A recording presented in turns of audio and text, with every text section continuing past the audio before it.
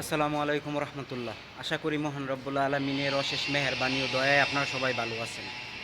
অনেক ভাই আমার কাছে জানতে চাইছেন যে বর্তমানে গ্রীষ্মের পরিস্থিতি কী। বর্তমান পরিস্থিতি আপনারা হয়তো অনেকেই জানেন, গ্রীষ্মে অনেক দরপাক চলতেছে।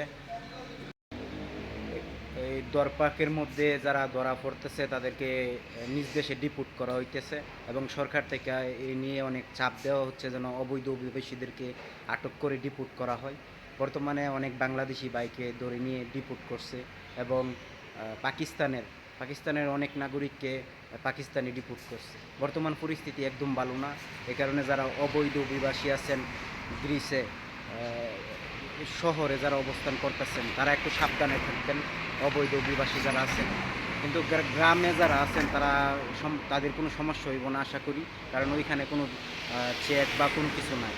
এই দেশে কর্মীর সংকট আছে, কিন্তু এই দেশে আপনারা তারা গ্রিস সরকার বলতেছে যারা আসবে এই দেশে বৈধভাবে আসবে, যারা অবৈধভাবে এই দেশে আসছে এবং আশ্রয় আবেদন করছে এই আশ্রয়গুলা বাতিল করে দেওয়া হইব এবং অবৈধ অভিবাসী যেন এই দেশে প্রবেশ করতে না পারে এই নিয়ে তারা কঠিন পদক্ষেপ নিয়েছে। আপনারা জানেন তারা কোস্টগার্ড এবং বর্ডার গার্ড তারা অনেক সতর্ক হয়ে গেছে এবং জোরদার করা হয়েছে। এখন অবৈধ অভিবাসী এই দেশে প্রবেশ করতে হলে অনেক সমস্যায় পড়বে। আমি এমনও শুনলাম লিবিয়া থেকে বুট ছেড়ে এই দেশে আসার পর ৭০ জন মানুষ বাংলাদেশি মিশরি নাগরিক আসার পরে তাদেরকে রিসিভ করার পর আবার তাদেরকে নিজ দেশে ডিপোর্ট করা হয়েছে। বর্তমান পরিস্থিতি একদম ভালো না। এই দেশে কাজ কাম আছে, টাকা পয়সা আছে, সব আছে, কিন্তু এই দেশে আপনার বৈধতা পাওয়া কোনোভাবেই সম্ভব না। বর্তমানে ইউরোপের দেশগুলোতে বৈধতা হচ্ছে সোনার হরিণ। বৈধতা পাওয়া কঠিন ব্যাপার হয়ে গেছে।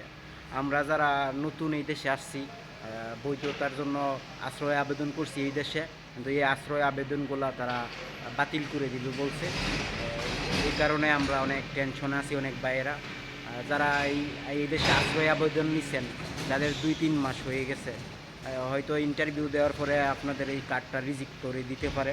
রিজেক্ট করলে আপনারা সরাসরি গ্রামে চলে যাবেন, শহরে থাকার চেষ্টা করবেন না। শহরে দরপাক রাস্তাঘাটে আপনি দরকার মধ্যে পড়বেনই। আর বর্তমানে সরকারের উপর মহল থেকে চাপ আছে যে ধরে ধরে তাদেরকে যেন ডিপোর্ট করা হয়।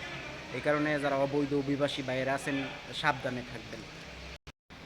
আরও অনেক ভাই অনেক প্রশ্ন করছে যে ভাই এই দেশে ধরেন বৈধতা বন্ধ করে দিছে, এখন অন্য কোনো সামনের কোনো দেশে গেলে কি আমরা বৈধতা নিতে পারবো?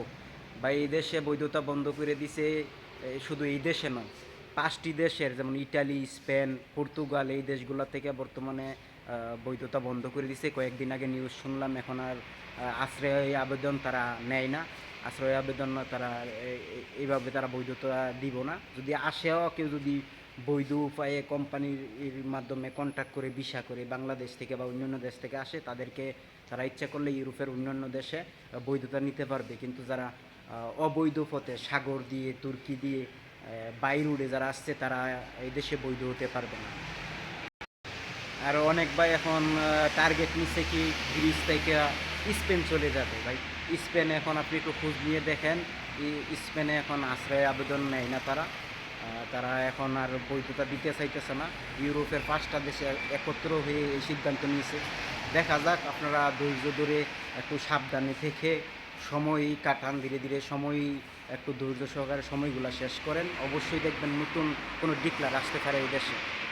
নতুন ডিক্লার আসলে অবশ্যই বৈধ হইতে পারবেন, বুঝছেন। আর ভাগ্যে যদি আপনার যে দেশের বৈধতা লেখা আছে ইনশাল্লাহ ওই দেশে আপনি বৈধতা নিতে পারবেন। কিন্তু এখন বর্তমানে ইউরোপের দেশগুলো বৈধতা নেওয়া কঠোর করে দিয়েছে।